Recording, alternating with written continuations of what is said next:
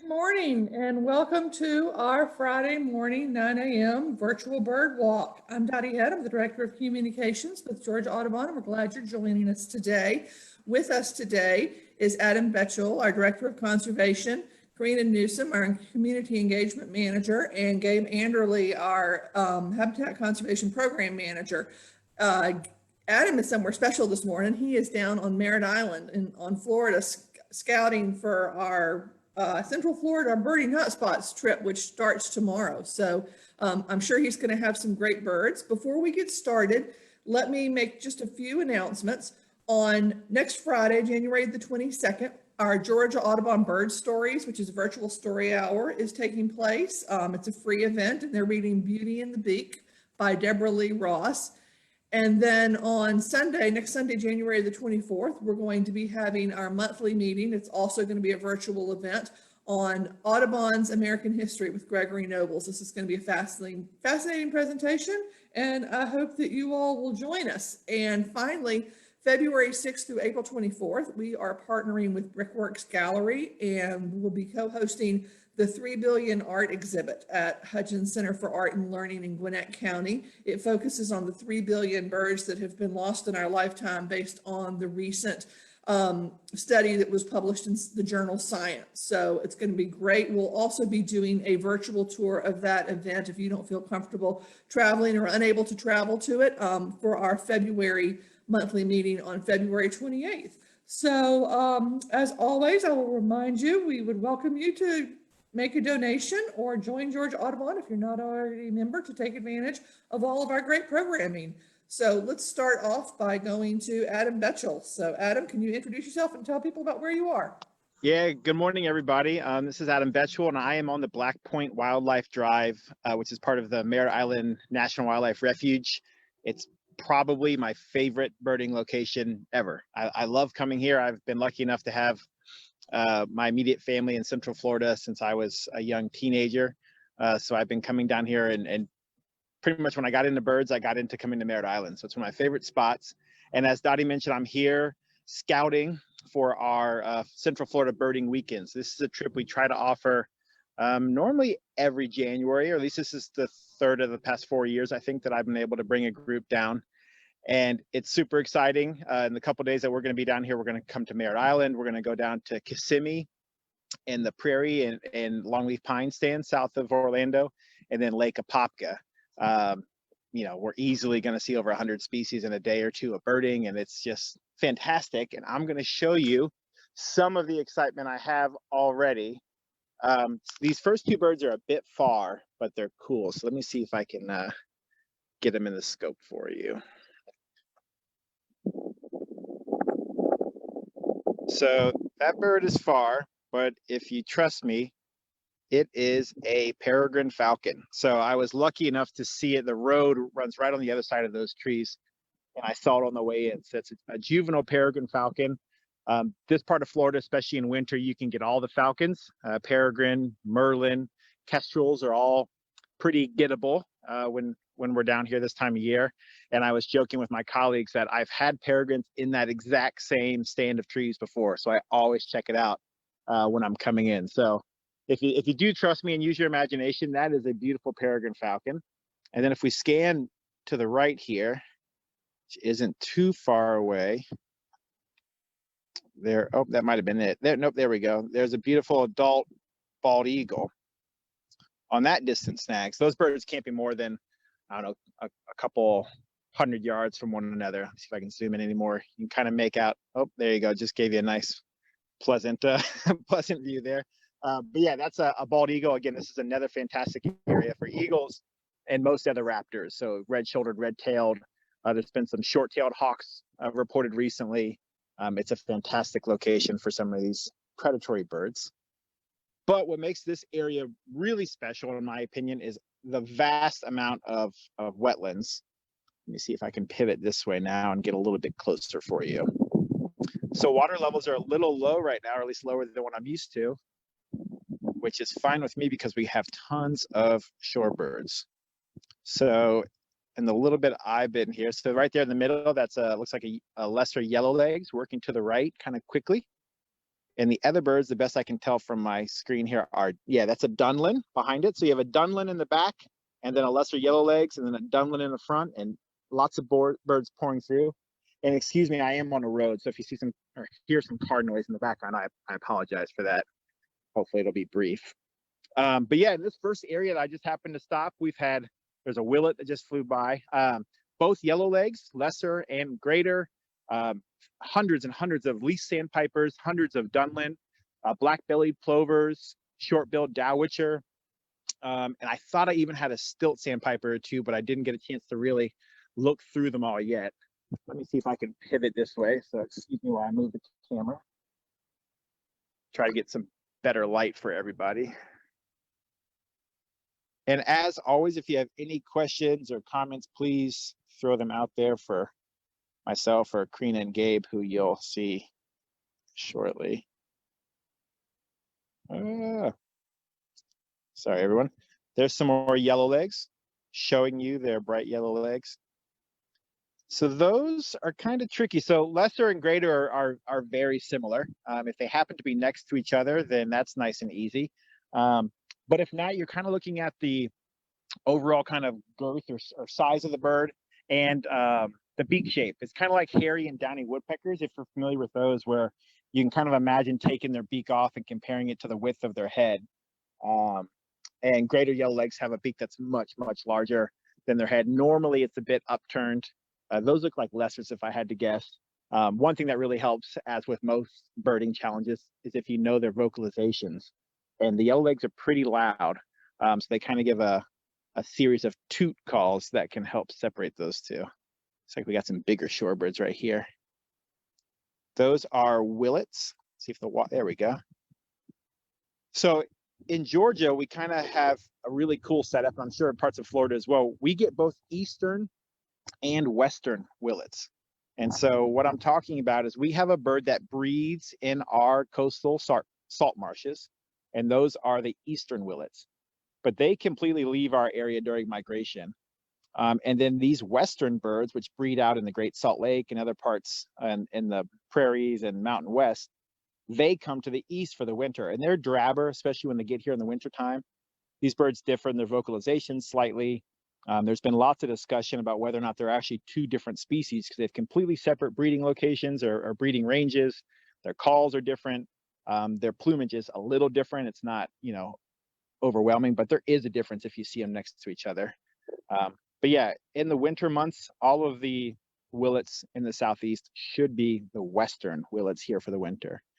And they look kind of drab, but if they fly, they have a striking black and white pattern in their wing, which makes it quite easy to identify them.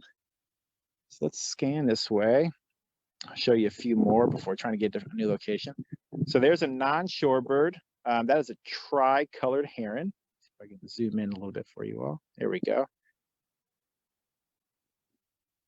So that's another bird you can find in Georgia, in the southern parts of the state, and especially down on the coast. A really beautiful bird. They're a lot like little blue herons, but little blue herons would be completely kind of that slatey bluish purple color.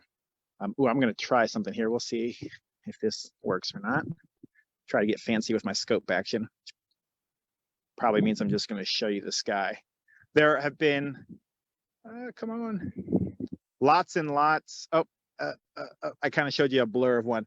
There are a lot of American white pelicans flying over right now, and I've been trying to find them on the water to show you all, but they've been not very cooperative. Let's see. I think I see a big flock coming in. If I can find them. Adam, can you tell us about your scope? We have a question, what brand you're using? And sure, definitely. I have tell us about that too. Yeah, I have a, what was the last part, Dottie? I'm sorry. How you're making your pictures look so good with your scope. Yeah, for sure. So there are the pelicans. At least it looks like the pelicans. They're really far off. So you just heard that loud call was a greater yellowlegs. The toot, and they're the white pelicans. See if we can get them in profile a little bit. Another bird that's down in the southeast in the wintertime, we can get them, or you can find them on the Georgia coast as well. And they're huge. You think brown pelicans are big until these are next to them. So I have going back to the scope here, I have a Vortex spotting scope. I always forget the make and model and rely on Michelle to tell us because she has the same one. It's Viper maybe. Ooh, not sure if you could hear that. There was a Sora just called right behind me. Maybe I can go find it after I pass it off. But yes, I have a Vortex scope. It's 20 to 60 time magnification, I think. And so the scope is very nice. You can get a very useful scope for just a couple $100. My scope, when we got it about a year or so, two ago, was in the $900 some range. There's a Dunlin as I'm talking. And then you can get really fancy with Zeiss and Swarovski and Koa and some other great brands. And then the way I'm doing my my phone is through a present that I got for the holiday season. It's Phone Scope. It's a cell phone adapter. Scope with a K, S-K-O-P-E. So this has a specific attachment that fits perfectly to the scope and perfectly to my Samsung phone, and it allows me to give you these cool shots. So Vortex scope on a Vortex tripod, and then a Phone Scope adapter. But there are other different adapters you can get, but this one's working out pretty well. And this is actually the first time I've got to use it for one of these virtual field trips. And then let me try one more here, not to eat up all of our time. There are some least sandpipers very close. Let's see if it'll walk out into the photo. There we go. So that is our smallest sandpiper in the US. Come on. One thing that really helps with these birds, and a lot of people use it for identification, which it does help, especially if they're this close. They're only, 40 feet in front of me or so. They have yellow legs, so they're really, really small. They're in that kind of broad grouping of shorebirds we call peeps. So there's a least in the front and a Dunlin in the back. They're a rich brown color. They kind of look a little droopy and like they're top heavy, or they're going to fall on their face a little bit. And they're a bird that's pretty common throughout Georgia, especially on the coast. But you can get it in, agricultural areas like Bartow County, or even along the Chattahoochee River in Roswell. Oh, they all took off. Maybe the peregrine took flight. But yeah, so I'm going to pass it. I'm going to see if I can find a new spot. But yeah, Adam Betuel here at Merritt Island, the Black Point Wildlife Drive. This is on the Atlantic coast of Florida, just north of Cocoa Beach and the Kennedy Space Center. And I'm going to go try to find something else. So if Corina or Gabe, if you have something, I'm happy to hand it off. Sure. Thanks, Adam. That's super cool. I'm more than content to sit here and watch the wading birds. But I'm here in Atlanta, Georgia at Piedmont Park, which is one of the urban parks here in the city. As you may know, Atlanta is the city of trees, so we've got a lot of green spaces, even in the middle of really urban environments. And Piedmont Park is one of the biggest and one of the most diverse when it comes to the types of habitats for birds here. Right now, I am at the water. So there's a lake in the middle of Piedmont Park, as you can see. So this is the lake. And there are a plethora of the kind of waterfowl that you get in kind of urban environments and the various hybrids, right? So right now, we've got lots of mallards. So I'm going to go ahead and zoom in on a beautiful mallard because, we just saw some cool shorebirds. Don't forget about your mallards, right? Let's see where we are. So there's a nice male mallard, and you can hear some Canada geese goosing in the background, yelling in the background there. We've got lots of those. We have a plethora of Muscovy ducks who clearly are fed by people because they are approaching me likely for food. Just here to encourage you not to feed wildlife, no matter how friendly they seem. Then let's see, there's a nice couple here. Hello, sir and ma'am. There are some wood ducks across the pond, but they are a little more secretive compared to these Muscovy ducks that are like at my ankles here. So let me see if I can get them. Probably can't see them. There's a female kind of in those thickets. But our waterfowl, even here in the city, are incredibly diverse in color. There have been lots of them here. We also have been having lots of sparrows here in this brushy area. So white-throated sparrows. There have been some Carolina wrens. So I'm here on the trail that's surrounding the lake. Again, you can get waterfowl and sparrows galore here. I see Adam has something in his scope. So I'm going to real quick, just in case it's, urgent, I'm going to pass it over to Adam again. No, I think it's a lot of the same stuff, but I can give you a better idea just the sheer volume. It's hard to really show it in one scope view, but they're just Dunlin. These are mainly Dunlin and leaf sandpipers, best I can tell. Shorebirds, I'm pretty good with them, but they definitely take some time to really go through them all and make sure you're getting all those small details. And the Dunlin, you may be thinking, well, Adam, Dunlins have these black bellies, which is really helpful in the breeding season. They look like they've dipped their gut in some ink or some dark mud. But in the wintertime, of course, all of the already somewhat drab shorebirds become even drabber in various shades of grayish brown. Sorry, we got a little convoy coming through here real quick. This is the last one. So yeah, nothing new, but there's just so many. And then let me turn, I think I have another tricolor just in much better light than the one I showed you earlier. There you go at the bottom of the screen there. So you can see that white belly and almost purpley throughout the neck, which is probably a younger bird. The younger birds kind of have a beautiful kind of auburn color in their neck. There you go, yellow on the face. A really pretty wading bird. Out next to the mangrove. Oh, excuse me. Okay, I'll kick it back to you, Corina. I'm gonna see if I can find something else.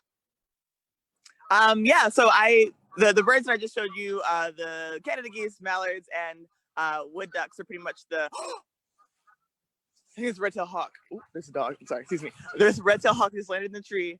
Hold on, let me see if I can. Oh, hold up, y'all.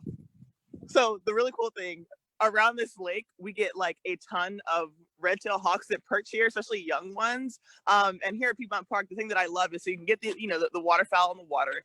You take a couple of paces forward, you can get some nice open fields where there are lots of like eastern bluebirds, and then you can get some kind of riparian habitats where you get like red-shouldered hawks, and you can get some winter wrens. So it's super cool. I'm going to see how much I can find on our walk today. But I'm going to pass it over to Gabe to tell us about where he is. I'm looking for more birds. Hello, everyone. This is Gabe Andrle, Conservation or Habitat Program Manager at Georgia Audubon. And I am here at the Paces Mill unit of the Chattahoochee National Recreation Area.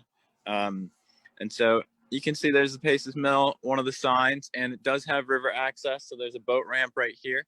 But it's one of the smaller units along the Chattahoochee. And this is just outside of the Atlanta city limits. I'm in Cobb County, I believe. And right now I'm still by the parking lot, but there's a lot of good birding right here around the parking lot. When I got out of my car here in this little open stand of trees where there's picnic tables and stuff, there's a bunch of American goldfinches and pine siskins and chipping sparrows foraging on the ground in the leaf litter. You can also hear in the background the beautiful call of the eastern loudmouth leaf blower, which is a pretty common species in these parts. And then right here we have, of course, the Chattahoochee River, which there's a really great lookout point right off the parking lot, which is very accessible. You can go right out of your car, and there's a really nice ramp that goes right down here, and you can get this nice view of the water here on the Chattahoochee, which I really like. It's a great place to just jump out of your car and take a look at the river quickly. And you have a nice view where the river's pretty wide here, and there's actually an island in the middle of the river right here. And it's a great place for looking for birds. So far, I haven't seen too much except a Canada goose, and there's also an osprey flying around, and it was perched, but it took off, and I don't know where it is right now. So hopefully I'll be able to relocate that bird and maybe get it on camera. But this is a great place to see things like cormorants, belted kingfishers, great blue herons, some other wading birds, potentially some spotted sandpipers at times, and things like that. And so Corina was talking about how Piedmont Park has a variety of habitats, mixed in a relatively small location. This small unit of the Chattahoochee National Recreation Area also kind of has a nice variety of habitats because we have the river right here, and then the buffer between the river and the rest of the park area along the river is usually a really good place to find warblers in the spring and fall. And throughout the year, there's a lot of birds that will forage along the river. I had some Carolina wrens, some white-throated sparrows, cardinals, downy woodpeckers, brown thrasher, all foraging right along the water. And so it's always a great place to stop and look for those birds. And I can actually hear the osprey, but I don't know where it is. Oh, there it is. Okay, it's flying that way. Let's see if it's coming this way. It's heading this way. See if it gets closer. Okay, it's gonna give us a little flyby. It's gonna come right out from these trees. See if you guys can see it. There it is. Okay, I don't know if you can see it or not, but now it's below the tree line. Let's see if I can get my binoculars on it, because it looks like it might.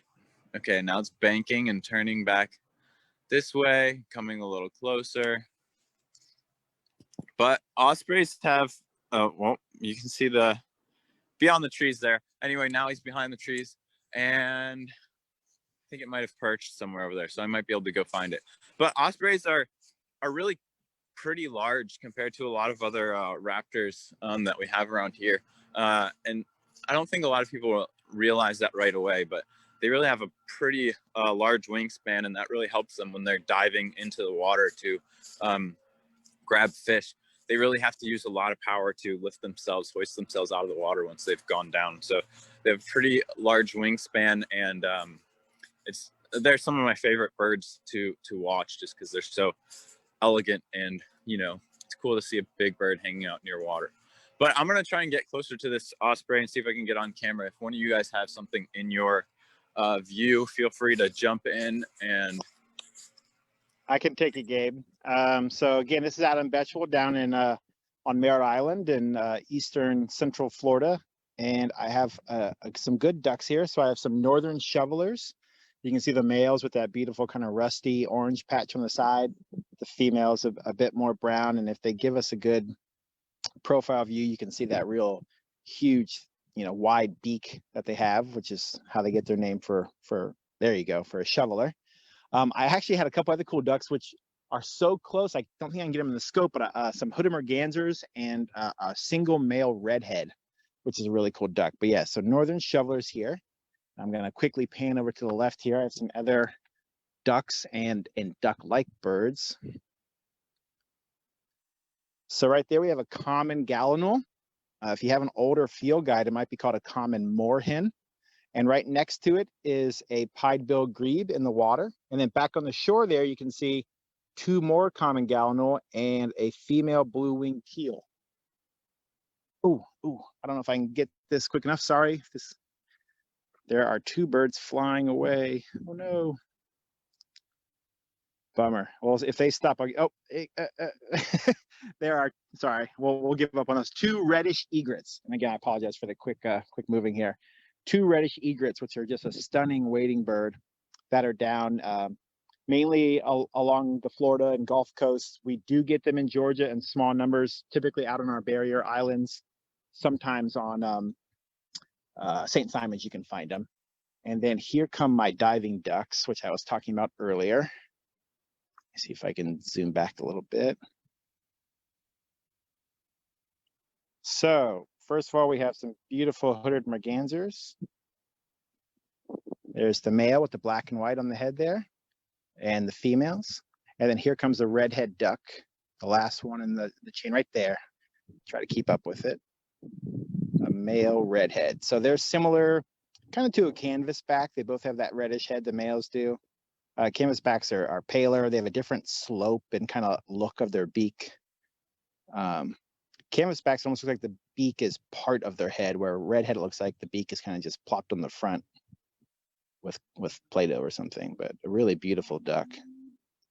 And they're a diving duck, so most ducks can kind of be looped into that diving or dabbling category. So if you don't know the difference, these birds will completely submerge themselves. They'll go under for deeper fish or aquatic vegetation. And a dabbling duck is like a mallard, where you see those, the butt and the feet are up kind of kicking as they forage. But there's that beautiful male redhead taking a drink as well. I'm going to pan back this way because there are even some more birds that I didn't get to show you earlier. see what we got here. So on the right there, it's kind of nice side by side, it appears to be. So on the right now is a common moorhen. Here comes a second common moorhen. But now the bird on the left is an American coot. So similar, darker, doesn't have as much white on the sides as the gallinal, and it has that white beak. Some of them, which is this one, I can't tell if it has it or if it's just an artifact of the lighting, they have like a red shield at the top of their white beak. And down here in wintertime, you can get thousands and thousands of these coots at the right location. And it's a great spot to find young eagles practicing to hunt. They love to go after coots. When I lived down here, I did some field work for the University of Florida a while ago. And the lake I worked on just had huge groupings of coots in the winter. And we'd have eagles all day going after these coots. Got some more ducks flying in. Tree swallows. So a lot of our swallows are gone from Georgia, except for small numbers on the coast. But tree swallows do kind of hang around pretty far north. See if these birds might fly past us. Not quite. We had some willets zipping past with that black and white in their wing. Sorry if this appears a little frantic. There's just a lot of good, exciting birds. Try again for these mergansers. They're coming out in some nice light.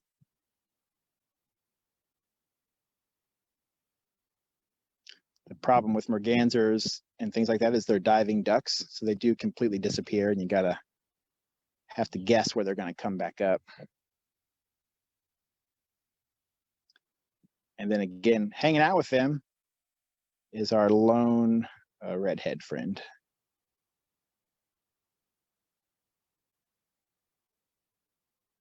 Cool. Okay.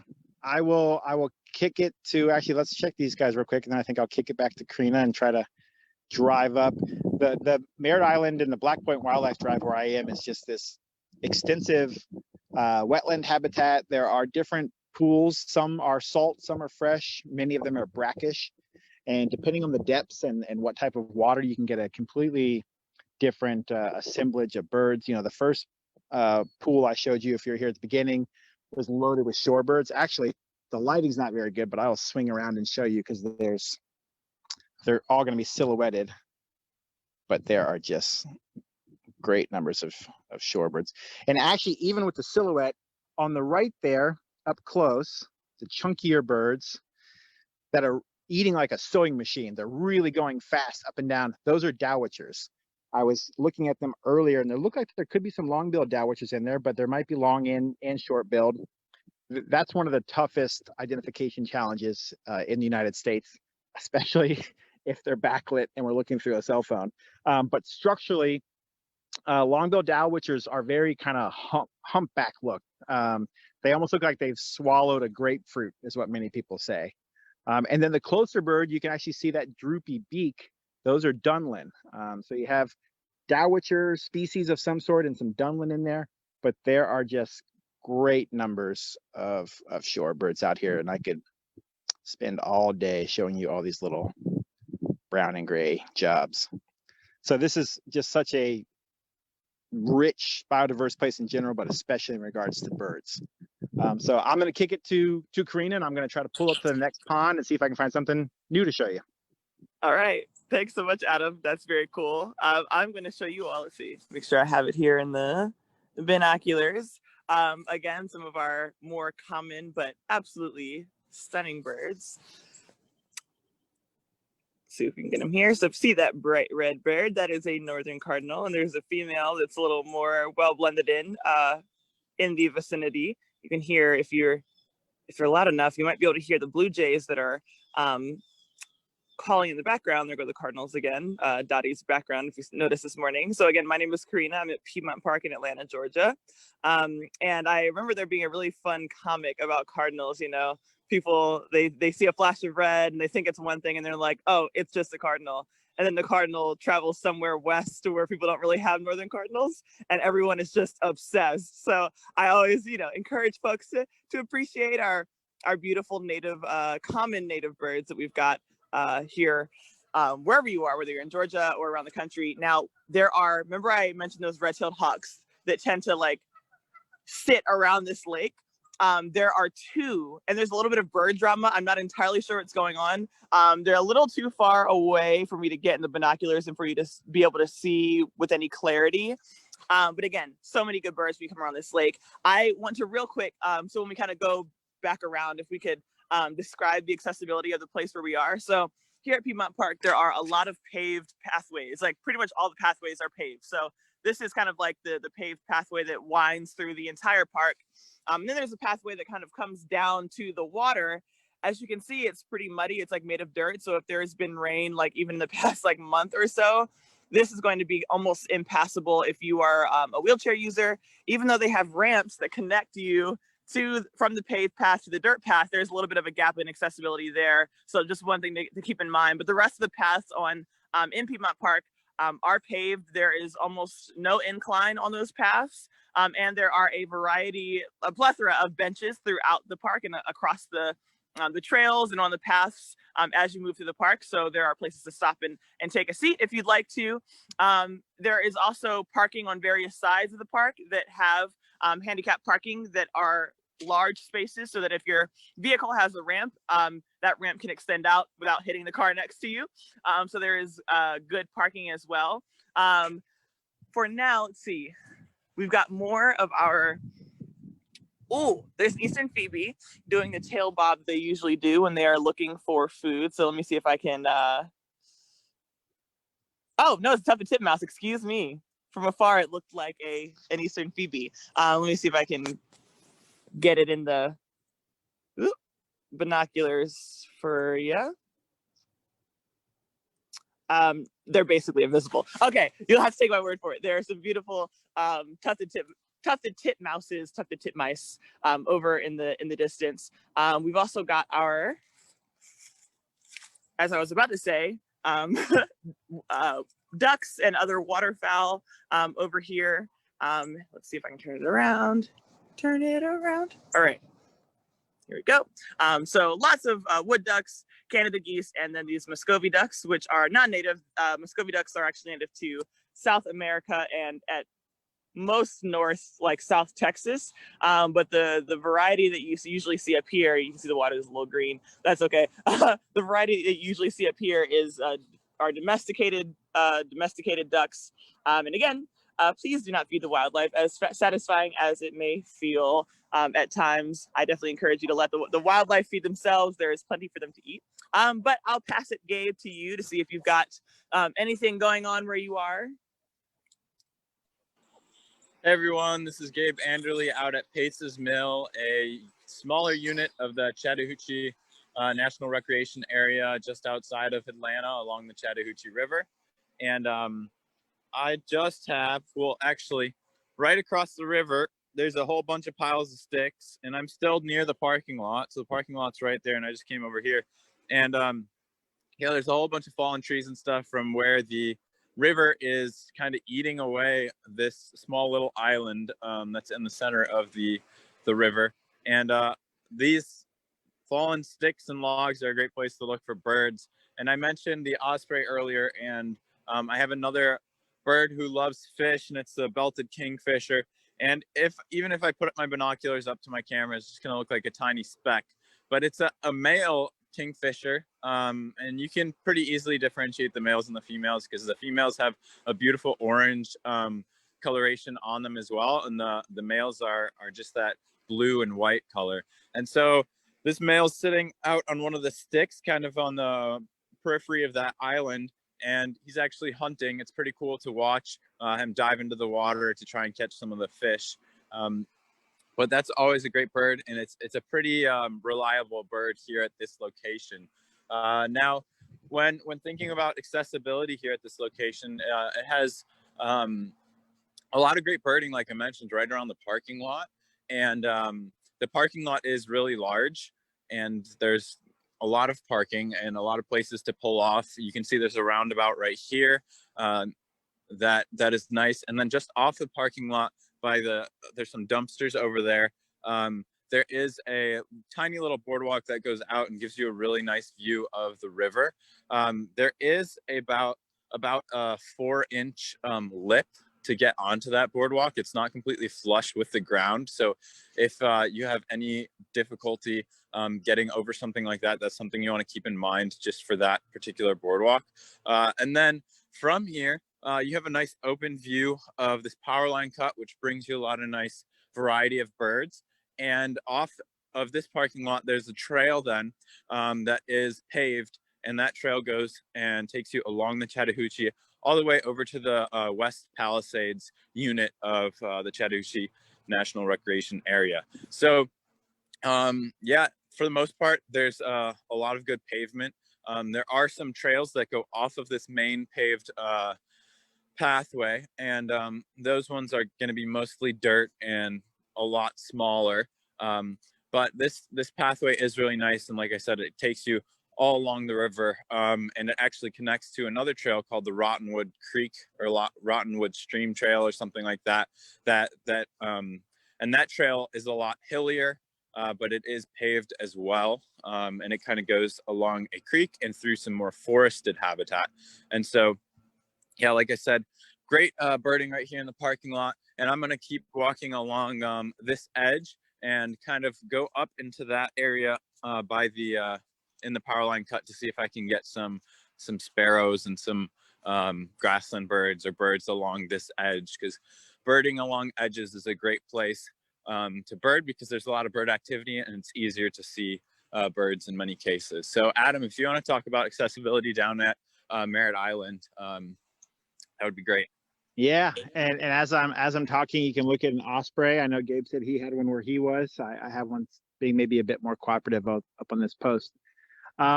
This particular part of the Merritt Island National Wildlife Refuge is very accessible as long as you can get around in a vehicle, which I would assume if you made it here, you have access to a vehicle.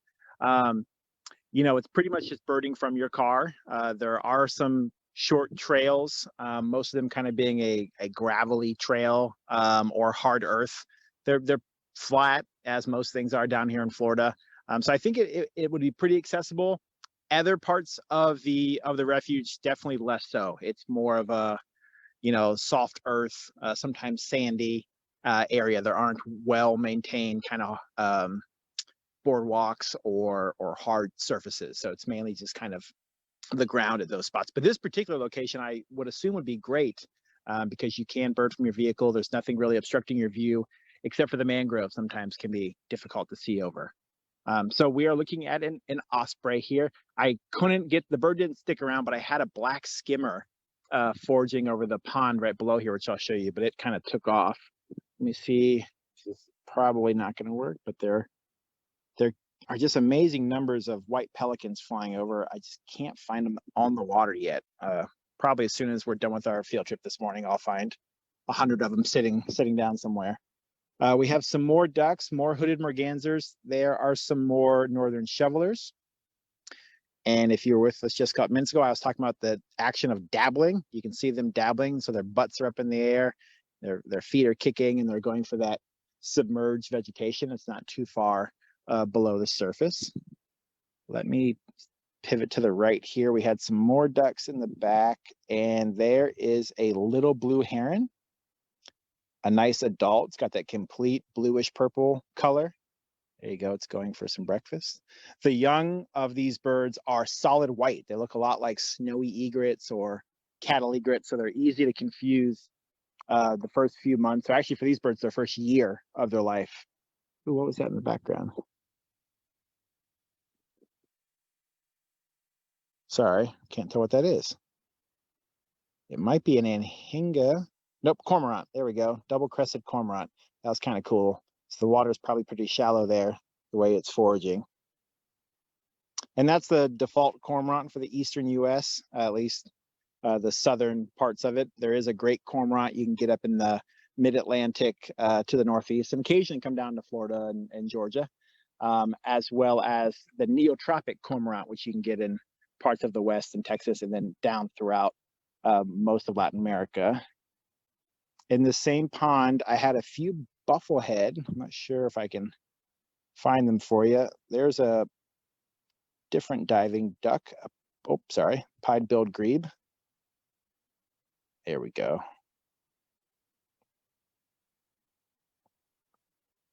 little teeny grebe, that little marked bill. The young of these birds are super cute if you've never seen them. You see here to the left, they're my bufflehead. See how long they stay up. Those are a pair of females. The males have a big, much larger white patch on the side, a lot like a hooded merganser. And there they go. So again, that's the difference between diving and dabbling.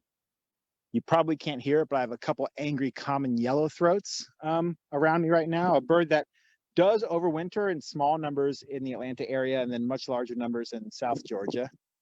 But a bird maybe you haven't seen for a couple months. And there's another familiar bird, a great egret. So large, black legs, white beak. In the areas that are really rich with herons, like down here in parts of coastal Georgia, you know, you have these large white birds, normally great egrets, but you can't have the white phase of a reddish egret. And then down in Florida, further south in the Keys, you can also get the white morph of the great blue heron, which there have been some discussion of those being two separate species. See if it gets something here. And just as a reminder, in case you joined us a little bit later, this is Adam Betuel. I'm Conservation Director for Georgia Audubon, and I'm down at Merritt Island National Wildlife Refuge on the Black Point Wildlife Drive. And I am here and reporting because I am scouting and preparing for a trip, a Georgia Audubon trip, where some of our members and friends are coming down tonight to meet me. And this holiday weekend, Saturday, Sunday, and the first half of Monday, we're going to be exploring some of the bird-rich destinations of Central Florida, including Merritt Island here, the Kissimmee Prairie area, and some longleaf pine south of Orlando, and then the Lake Apopka location, which is just north of Orlando, which also has a similar kind of drive like we have here. And it's a really exciting and bird-rich location. Now, if I do a 180, let me see if I can get this up with being out of the ways of the car. Excuse me while I move my scope a little bit. I had a great blue heron that just took off, but there are many more ducks and shorebirds.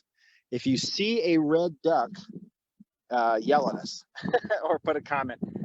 Most of these ducks out here, if I can get a one in focus for you, those are blue-winged teals down low.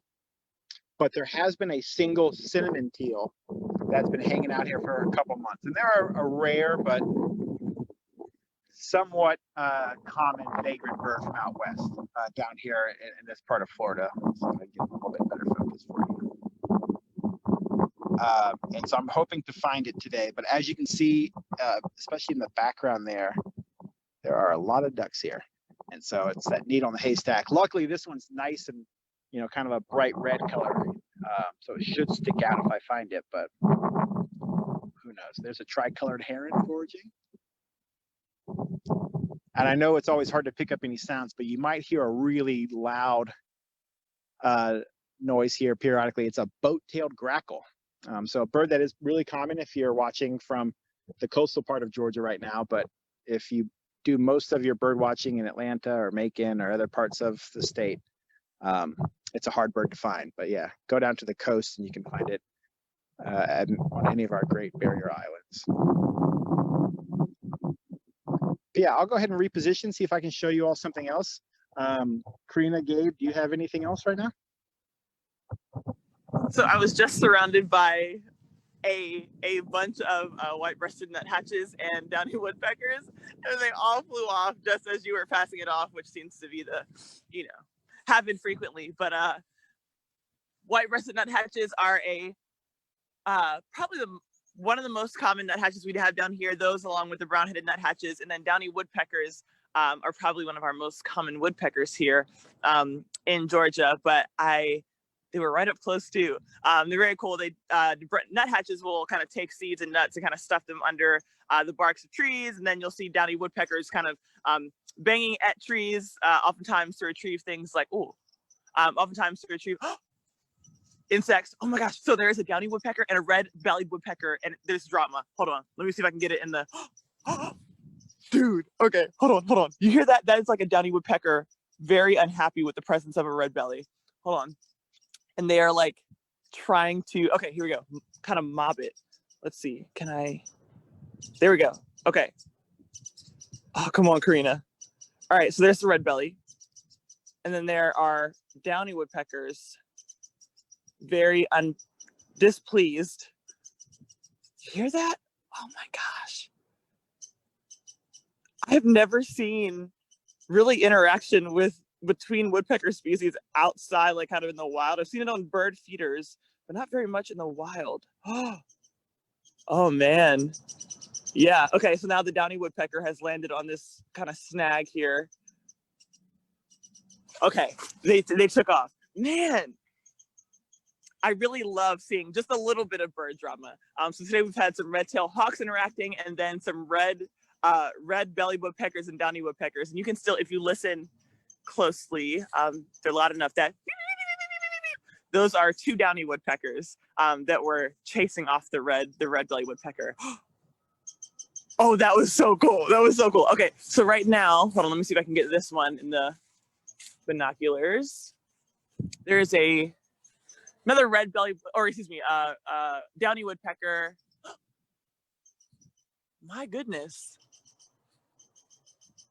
There's just a lot of downy woodpecker action over here. They're too small to really get in the scope. So I'm gonna go ahead and wait, give me 1 second.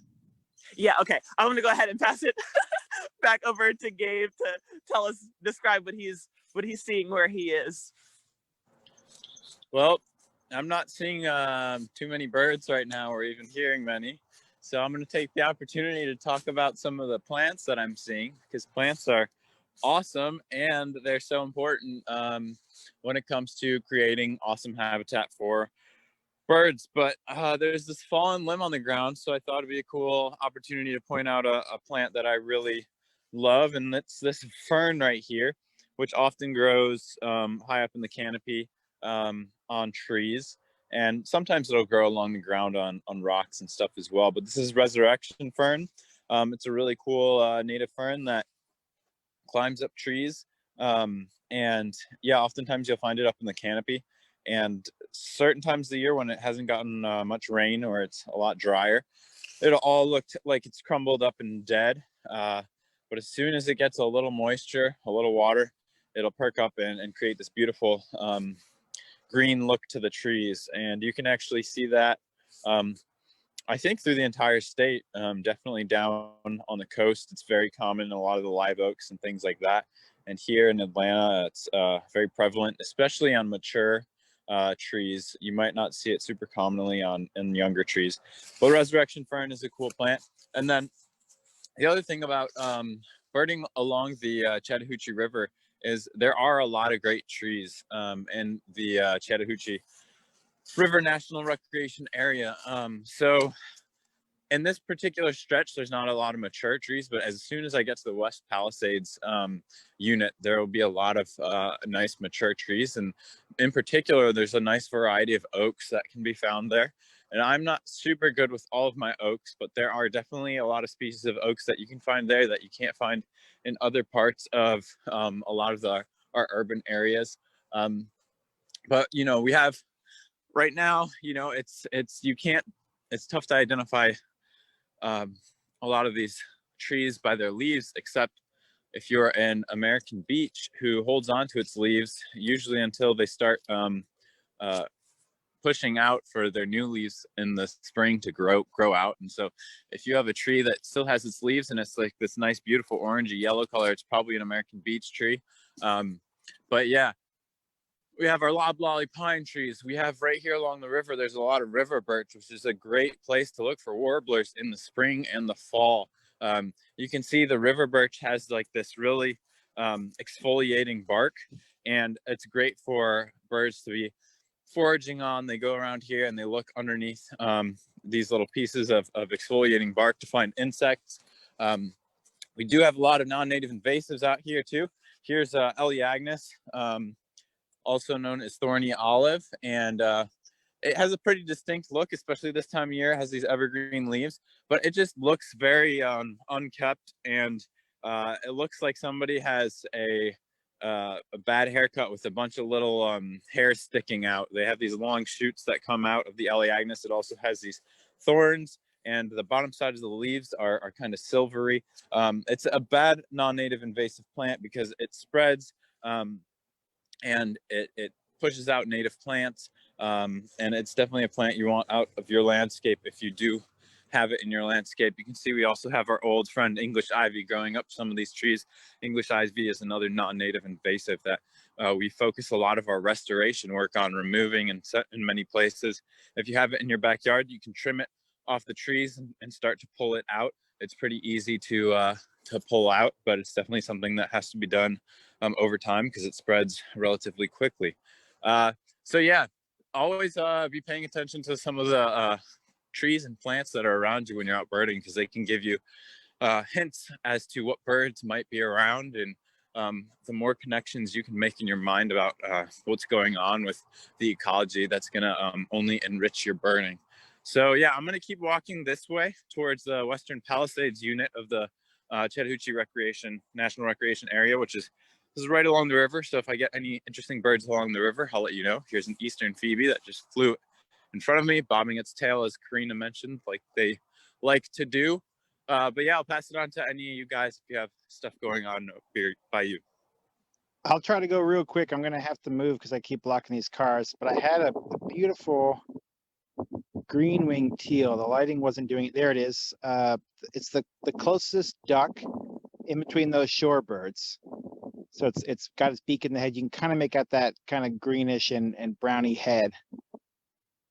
And I'm going to have to move real fast. But that's a nice male green-winged teal with some blue wings behind it. Actually, really funny. I think there's a car pulling up behind me. And there's our man. So here, you're going to go on Facebook Live, Phil. See if I can show you. That's Philip Pritchard. He's a Georgia Audubon member. And he's actually down here to meet up with me for this trip. We weren't planning on meeting up today, but you know, the birds pulled us together. So again, this is Adam Betuel. I'm down here at Merritt Island for our Central Florida birding trip that Philip is down here for. So we are hoping to find some good birds. Let me show you some of the shore birds we have here. Those are Dunlin. You can they have a very unique beak shape. So even though you don't have a lot of detail right there, that the size and that kind of curvature of the beak when they pull it out is a dead giveaway for the Dunlin. Let me see, there's a couple other bigger ones.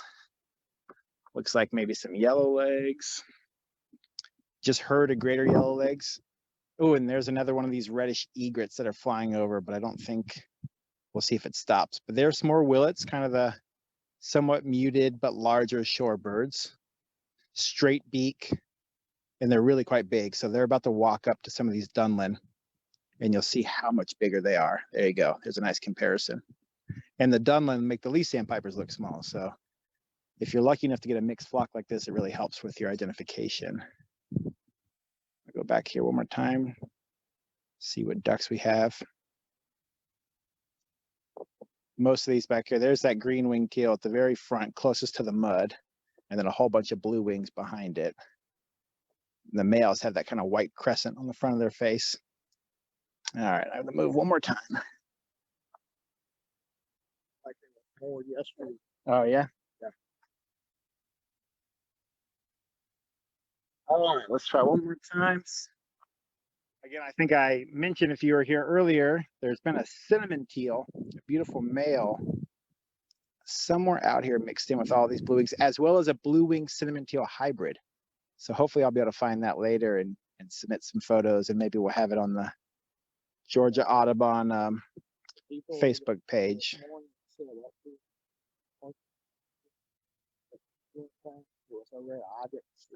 Okay, great. You also got a killdeer right there on the mudflat, a bird that we're probably familiar with in the Atlanta area if you've been birding for a little while.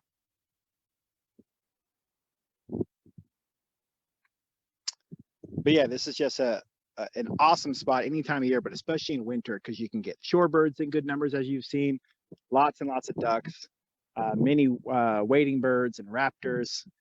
Luckily, unfortunately, I didn't make it further up on the drive where we can also find spoonbills and some of the other prettier birds, rails, stuff like that. But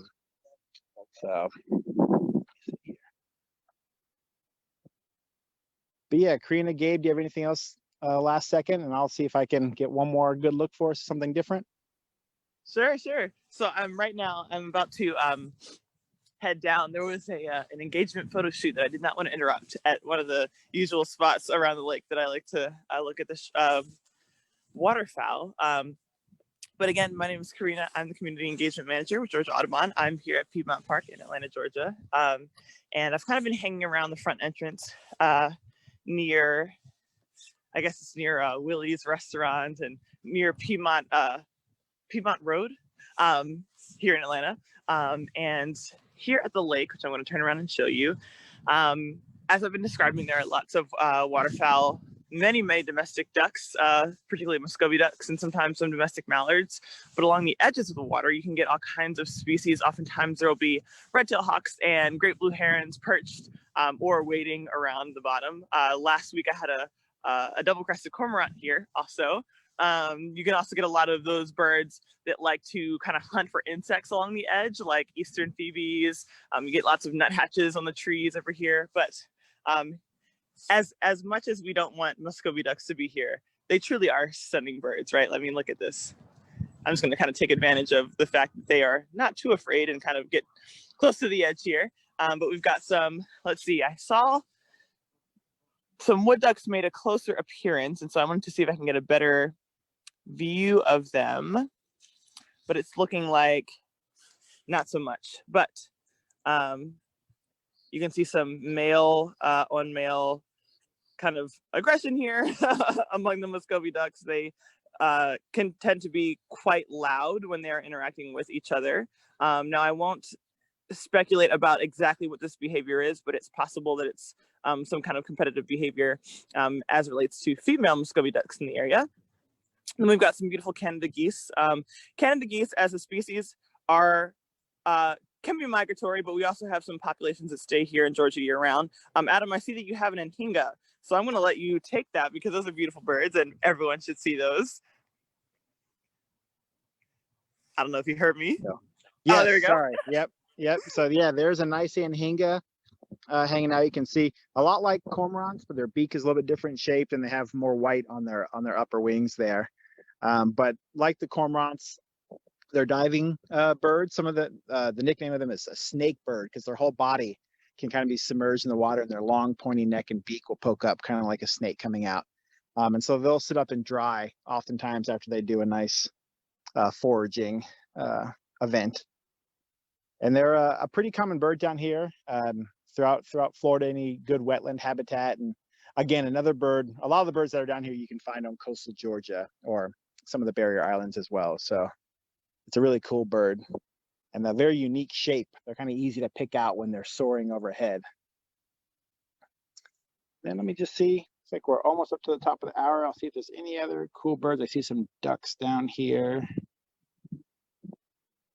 We got a shoveler and some hooded mergansers. So you can see those female shovelers with that huge pale beak. And then the hooded merganser kind of mixed in with them. That slicked back hairdo, but lacking the black and white that the males have. And then also when I'm looking around, we have at least 3 ospreys right now. It looks like a turkey vulture is coming in, a handful of tree swallows, green-winged, blue-winged teals, lesser yellowlegs, and dunlin. Looks like maybe a tern is flying over. Yeah, Forrester's tern, which there's no chance I'm going to be able to get in the scope for you all because it's flying. But they're a medium-sized tern, kind of like a sleek gull. And this time of year, they just have a black patch on the side of their face. It's a dead giveaway of a Forrester's tern. It helps separates it from common and some of the other kind of small to medium-sized terns that we get down on the coast and at larger reservoirs inland. But yeah, nice little pod or raft of northern shovelers here, finding something tasty. But yeah, I'm gonna mention it again. You should absolutely, hopefully this morning it kind of whetted your appetite for this part of Florida, and that you should definitely come with either myself on this trip in the future or Dottie and Melanie are organizing a trip, which is probably full, to St. Mark's in a couple weeks. But if this year isn't good, keep an eye out for next year. These long weekends down to Florida are just loads of fun and full of tons of birds. And, you know, sometimes we'll get lucky and see manatees or bobcats or things like that, in addition to all the alligators, of course, that you can find. So. Dottie, Editor did post a link in the comments to our travel page. We have a trip to Dolphin Island coming up. That may be full. The St. Mark's trip is full, but we also have some international travel and some broader afield travel coming up that still has openings. So you can see those there. Gabe or Corina, do you have anything else to add before we wrap it up? I just want to say thank you for tuning in. It's pretty loud over here, the common leaf blower, as Gabe described it. I want to encourage you to appreciate your native birds and come visit your city parks, because there's always something to see, even in the middle of an urban environment. So thanks so much for tuning in. Gabe? Yeah, same thing. I just wanted to leave you guys with this nice view of the sun rising up over the Chattahoochee River. Yeah, get outside and enjoy this, weather. I think we have decent weather through most of the state compared to the past couple of days. So definitely get outside and see what birds you can find and any other interesting thing that's out there. Thanks for tuning in. Okay, well, great. Well, thank you so much. And Adam, thank you for interrupting your scouting. I hope you all have a fabulous trip this weekend. I'm very jealous. I wish I was down there, but I'm looking forward to my trip in early February. Thank you all for joining us. Glad we didn't have to brave such cold temperatures this morning. We will be back with our next virtual walk on January the 29th. And then Corina will be hosting one of our birdability walks, which we started doing once a month. And that next one will be on February 20th. So you can find all of these on our website or subscribe to our free BirdBuzz e-newsletter that goes out twice a month. So thank you all for joining us, and we hope to see you next time. Bye. Bye. See ya. Bye.